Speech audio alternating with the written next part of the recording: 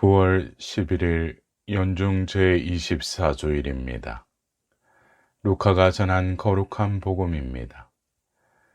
그때 세리들과 죄인들이 모두 예수님의 말씀을 들으려고 가까이 모여들고 있었다. 그러자 바리사이들과 율법학자들이 저 사람은 죄인들을 받아들이고 또 그들과 함께 음식을 먹는군 하고 투덜거렸다. 예수님께서 그들에게 이 비유를 말씀하셨다. 너희 가운데 어떤 사람이 양 100마리를 가지고 있었는데 그 가운데에서 한 마리를 잃으면 99마리를 광야에 놓아둔 채 이런 양을 찾을 때까지 뒤쫓아 가지 않느냐. 그러다가 양을 찾으면 기뻐하며 어깨에 메고 집으로 가서 친구들과 이웃들을 불러 나와 함께 기뻐해 주십시오. 잃었던 내 양을 찾았습니다 하고 말한다. 내가 너희에게 말한다. 이와 같이 하늘에서는 회개할 필요가 없는 의인 99보다 회개하는 죄인 한 사람 때문에 더 기뻐할 것이다. 또 어떤 부인이 은전 10잎을 가지고 있었는데 한 잎을 잃으면 등불을 켜고 집안을 쓸며 그것을 찾을 때까지 샅샅이 뒤지지 않느냐. 그러다가 그것을 찾으면 친구들과 이웃들을 불러 나와 함께 기뻐해 주십시오. 잃었던 온전을 찾았습니다 하고 말한다. 내가 너희에게 말한다. 이와 같이 회개하는 죄인 한 사람 때문에 하느님의 천사들이 기뻐한다. 예수님께서 또 말씀하셨다. 어떤 사람에게 아들이 둘 있었다. 그런데 작은 아들이 아버지, 재산 가운데에서 저에게 돌아올 몫을 주십시오 하고 아버지에게 말하였다. 그래서 아버지는 아들들에게 가산을 나누어 주었다.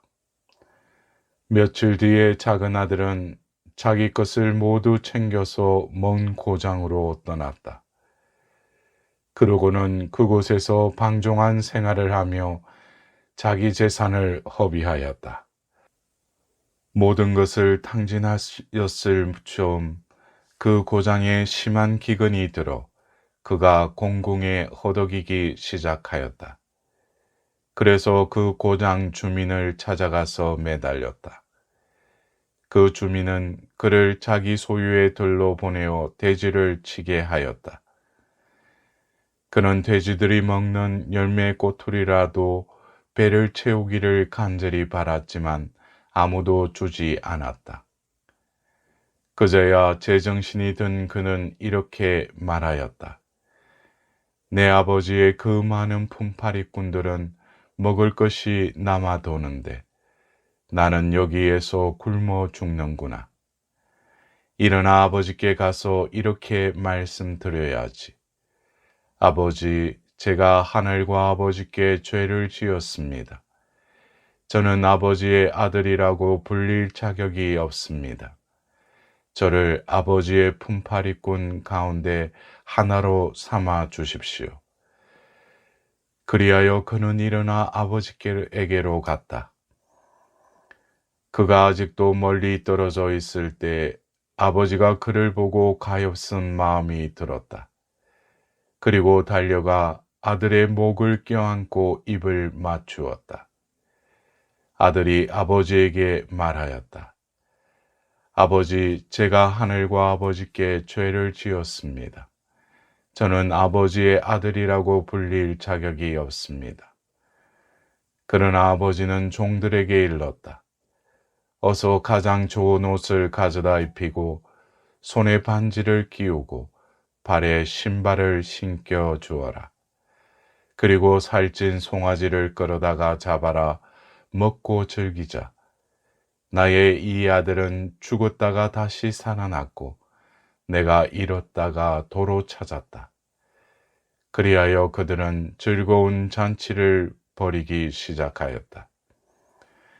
그때 큰아들은 들에 나가 있었다.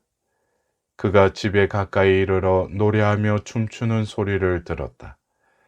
그래서 하인 하나를 불러 무슨 말이냐고 묻자 하인이 그에게 말하였다. 아우님이 오셨습니다. 아우님이 몸성이 돌아오셨다고 하여 아버님이 살찐 송아지를 잡으셨습니다. 큰아들은 화가 나서 들어가려고도 하지 않았다. 그래서 아버지가 나와 그를 타이르자 그가 아버지에게 대답하였다. 보십시오. 저는 여러 해 동안 종처럼 아버지를 섬기며 아버지의 명을 한 번도 어기지 않았습니다. 이러한 저에게 아버지는 친구들과 즐기라고 염소 한 마리 주신 적이 없습니다. 그런데 창녀들과 어울려 아버지의 가산을 들어먹은 저 아들이 오니까 살찐 송아지를 잡아 주시는군요. 그러자 아버지가 그에게 일렀다. 얘야, 너는 늘 나와 함께 있고 내 것이 다 내 것이다. 너의 저 아우는 죽었다가 다시 살아났고 내가 잃었다가 되찾았다. 그러니 즐기고 기뻐해야 한다. 사랑하는 형제자매 여러분, 오늘은 연중 제24주일입니다. 오늘 우리가 들은 복음 말씀에서 예수님께서는 세리와 죄인들에게 말씀하신 세 개의 비유 말씀을 들었습니다. 양 한 마리를 잃었다가 그것을 되찾아 기뻐하는 목자, 언전 한 입을 잃었다가 되찾아서 기뻐하는 여인, 아버지로부터 유산을 받고 아버지를 버리고 떠나가서 방탕한 생활로 재산을 탕진하고 굶어 죽게 되자 집으로 돌아오는 아들을 영접하는 아버지. 이렇게 세 개의 비유의 이야기들입니다. 예수님께서 이 비유들을 말씀하신 계기는 그분이 죄인들을 받아들이고 그들과 함께 음식을 먹는다는 바리사이와 율법학자들의 비난에 답하기 위해서였습니다. 예수님은 유대교가 죄인이라고 버린 사람들을 받아들이시고 그들과 어울리셨습니다. 예수님의 그런 처신을 유대교 지도자들은 비웃고 비난하였습니다. 그 비난은 결국 예수님을 죽이는 비극에까지 이르고 말았던 것입니다. 오늘 비유 이야기들의 주인공으로 등장하는 목자, 여인, 그리고 아버지는 단념해야 할 여건에서도 단념하지 않고 잃었던 것을 되찾아 기뻐하는 인물들입니다. 목자는 길 잃은 양 한 마리를 찾기 위해 99마리의 양을 버려두고 온 산을 헤맵니다. 여인은 잃어버린 은전 한 푼을 되찾기 위해 등불을 켜고 집안을 샅샅이 뒤지는 수고를 아끼지 않습니다. 그리고 세 번째 비유 이야기의 아버지는 자기를 버리고 떠난 아들을 단념하지 않고 기다립니다. 그리고 그들은 모두 잃었던 것을 되찾아서 기뻐합니다. 세 번째 이야기의 아버지는 자기를 버리고 떠났던 아들에 대해 배신감을 갖지도 않고 원망하지도 않습니다. 이 세 비유의 이야기들이 모두 죄인도 버리지 않으시는 하느님이라는 사실을 조명합니다. 이 세 번째 되찾은 아들의 비유에서 아버지를 버리고 떠났다가 집으로 돌아오는 아들을 맞이하는 아버지의 이야기를 자세히 살펴보면 아들은 아버지로부터 유산을 받자 유산을 취하고 아버지를 버렸습니다. 이는 유대 사회에서 있을 수 없는 일입니다. 그 아들은 멀리 떠나가서 재산으로 누릴 수 있는 것을 모두 누렸습니다.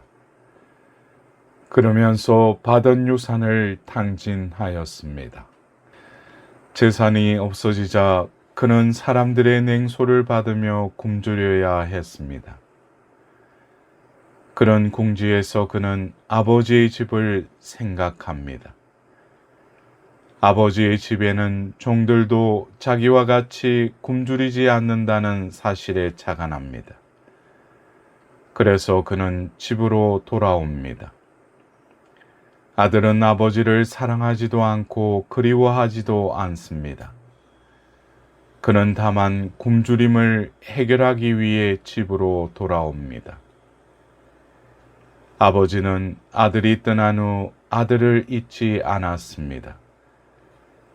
아들이 돌아오는 것을 멀리서 알아본 아버지는 가엾은 마음이 들어 달려가 아들의 목을 끌어안고 입을 맞추고 가장 좋은 옷을 가져다 입히고 손에 반지를 끼우고 신을 신겨줍니다. 아버지는 아무것도 탓하지 않고 아들을 아들로 다시 받아들이십니다. 그리고 아버지는 살찐 송아지를 잡아 잔치를 벌립니다. 그러면서 아버지는 이렇게 말합니다. 먹고 즐기자. 나의 아들은 내가 잃었다가 도로 찾았다.